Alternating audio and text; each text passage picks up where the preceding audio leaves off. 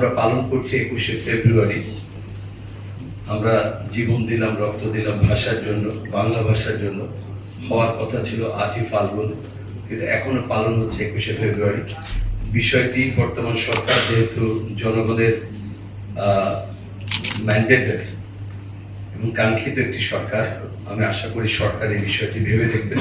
21শে ফেব্রুয়ারির পরিবর্তে আমরা যাতে 8ই ফাল্গুন পালন করতে পারি সেই বিষয়টি সরকার দেখবেন বলে আশা করি। এই দিবসে আজকের প্রতিবাদ্য হওয়া উচিত।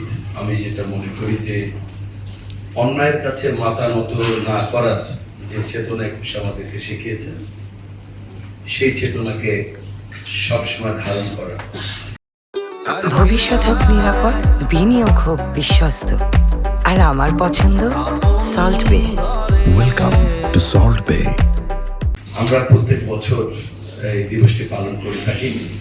দিবসটি একটি আলোচনা সবার মধ্যেই যেন সীমাবদ্ধ থেকে যাচ্ছে। 21-এর এই চেতনা আমরা সর্বস্তরে ধারণ করতে পারছি না। যেমন আমরা পালন করছি 21শে ফেব্রুয়ারি।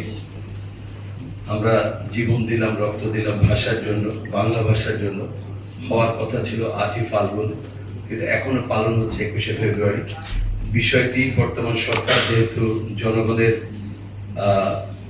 ম্যান্ডেটের এবং কাঙ্ক্ষিত একটি সরকার, আমি আশা করি সরকার এই বিষয়টি ভেবে দেখবেন। 21শে ফেব্রুয়ারির পরিবর্তে আমরা যাতে 8ই ফাল্গুন পালন করতে পারি সেই বিষয়টি সরকার দেখবেন বলে আশা করি।